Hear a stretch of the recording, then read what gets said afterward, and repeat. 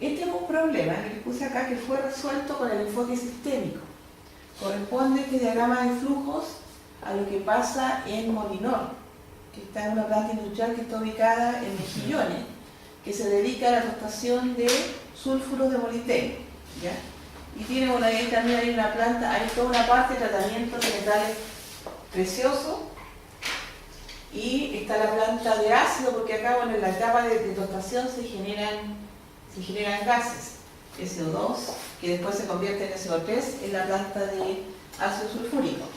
Bueno, el problema que tenían en esta planta era que la concentración de SO2 en los gases de chimenea estaba sobrepasando los valores permitidos.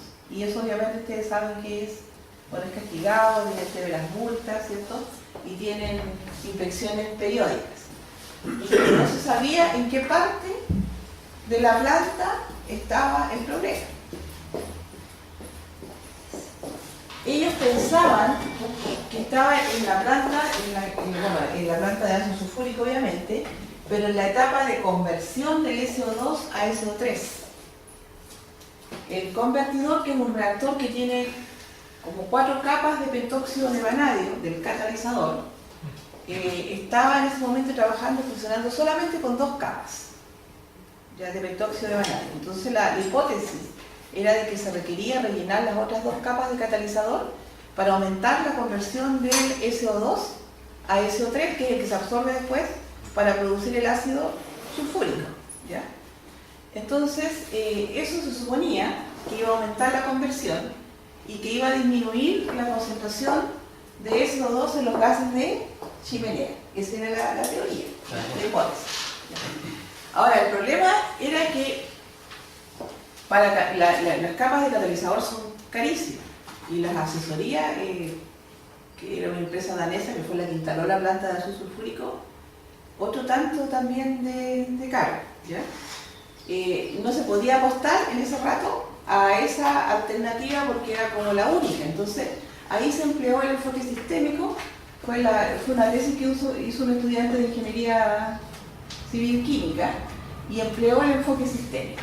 O sea, al menos uno de los ejemplos concretos que yo tengo de que sí lo hizo así y funcionó. O sea, digamos que le resultó de forma exitosa, ¿ya?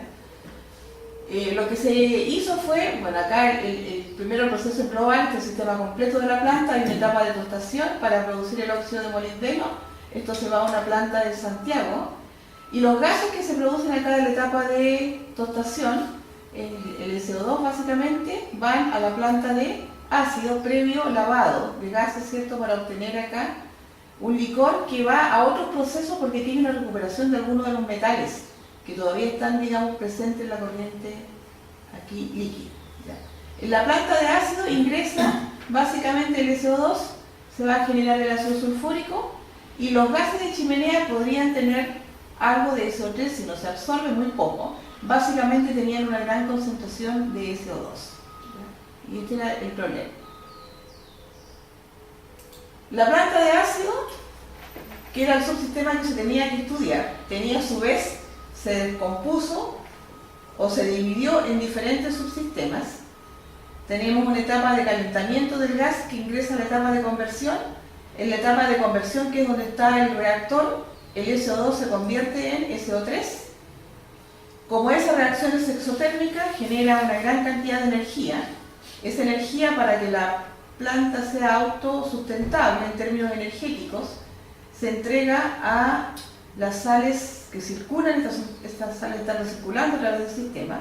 Estas sales fundidas son sales que tienen un elevado, ¿cierto?, punto de fusión, ¿ya? Circulan a través del sistema, captan la energía del convertidor y la entregan a su vez a la etapa de calentamiento de los gases. Esta etapa necesita de energía y la etapa de conversión se entrega energía porque porque la reacción es exotérmica. Entonces esa energía es captada por las sales fundidas y es entregada a su vez al gas que está ingresando a la planta y se está recirculando permanentemente. Entonces, entre los subsistemas de la planta de ácido se definieron todo este tema de las sales fundidas que reciben y entregan energía. Va a ser un subsistema que tiene que ver con integración energética, se le llamó integración energética de la planta, porque la planta es autosustentable. Había otro que es la conversión, otro subsistema que es el reactor mismo, el otro que es la producción del ácido sulfúrico, que tiene sí un sistema bien particular. Bueno, aquí parece que en la zona norte es la única planta de este tipo. Lo que sale del convertidor es una mezcla de vapor de agua y SO3. Y ese vapor se condensa y al condensarse el SO3 se absorbe en el agua para generar el ácido sulfúrico. ¿Ya? Esto ocurre como en un condensador. Ahí en realidad ocurre la generación de ácido sulfúrico, distinto a todas las otras plantas de ácido que hay en la zona norte. ¿Ya? Este también a su vez fue un subsistema, que es el sistema en el cual el condensador se genera el ácido sulfúrico. Entonces los subsistemas definidos fueron la etapa de tratamiento preliminar y calentamiento de los gases, la etapa de conversión, integración energética y el condensador en el cual se genera el ácido sulfúrico. Y había uno que se estaba yendo. Y ahí está el problema, era más simple. Había uno que se estaba yendo, que no estaba, digamos, como cuando se trabajó con la definición de los diferentes subsistemas, se trabajó con estos diagramas en bloque. Había un subsistema acá que no se consideró, que fue todo el sistema de las tuberías, la impulsión de los gases, que es como un sistema auxiliar. ¿Se acuerdan que cuando les puse el sistema global, por abajo estaban los equipos auxiliares? Bueno, estos son los equipos principales del proceso. Pero hay un subsistema que no fue considerado en un comienzo, porque cuando se revisaron todos estos, todos los indicadores salieron buenos. Se hace un indicador que es el índice de desempeño global de la planta, global, de toda la planta de ácido, ¿ya? Y en este caso tiene que ver con la conversión de SO2 a SO3, porque lo que nos interesa es la producción del ácido sulfúrico. En base a eso se define el índice de desempeño. Y luego se define un índice de desempeño para cada uno de los subsistemas, ¿cierto?, que estamos estudiando. Ahora, eso no es que existieran así, sino que fueron definidos y fueron calculados en base a los datos de operación, ¿ya? Pero bueno, ahí se dio el índice global y los índices de desempeño de cada uno de las partes componentes de la planta de ácido, y la verdad que no se reflejó ningún problema. Y había uno que estaba faltando, que es el subsistema, que lo voy a poner aquí al final. Según lo que yo les dije recién, había un subsistema de toda la etapa de calentamiento de los gases, que se hace con las sales fundidas que se están recirculando permanentemente. Había otro que es el subsistema de conversión, donde el SO2 se pone acá en contacto con oxígeno del aire en las diferentes capas de catalizador. Estaban en ese momento solamente funcionando 2 capas de catalizador. No estaba el reactor completo porque cuando se instaló la planta, la empresa que la instaló dijo que no eran necesarios, y realmente pues se vio que no eran necesarios, ¿ya? El catalizador es el pentóxido de vanadio. Esta reacción es exotérmica. Cuando salen los gases, después de la primera conversión, que es una mezcla de SO2 y SO3, salen a muy alta temperatura y esa energía se lo entregan a las sales fundidas que están circulando a través del sistema. Pero este es un sistema en particular muy importante, porque este era el sistema que ellos tenían pensado que era el que tenían que cambiar, ¿ya? El subsistema de conversión. Era como el subsistema estrella en ese rato. Y después está el de condensación, que es donde se genera realmente el ácido sulfúrico. Aquí lo que ingresa al condensador es una mezcla del SO3 que se generó en el convertidor, más vapor de agua. Al condensar el vapor de agua, el SO3 se absorbe en agua para generar el ácido sulfúrico.